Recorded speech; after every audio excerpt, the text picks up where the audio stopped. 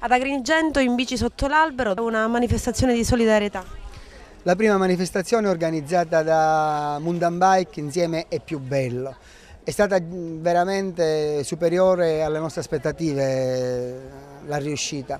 Hanno partecipato ben 10 associazioni provenienti da tutta la provincia, da Sciacca, da Ribera, da Raffadali, da Palma, da Licata, da Aragona, da Siculiana, insomma tutta la provincia ha partecipato in nome e per conto dei bambini dell'associazione Alveare, cui andranno i nostri fondi, quelli che raccoglieremo, ma soprattutto i generi alimentari che sono stati veramente tanti, grazie agli agrigentini e grazie agli atleti, il cui cuore batte all'unisono quando si pedala veramente per qualcosa di importante come sono i bambini.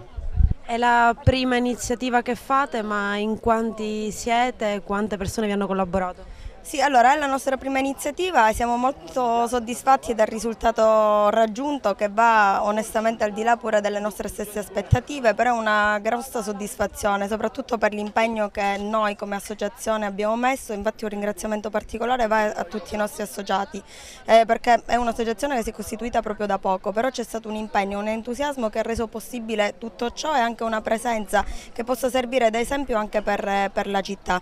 Noi adesso con i fondi che abbiamo raccolto intendiamo destinarli all'associazione Mondo Altro, che si occupa di bambini, soprattutto si occupa di bambini dai 4 agli 8 anni, aiutandoli come dopo scuola nel pomeriggio e quindi cercando di andare incontro alle famiglie più bisognose. Abbiamo proprio intenzione di iniziare una biblioteca con dei libri illustrati che possano comunque essere destinati a essere di supporto all'associazione stessa.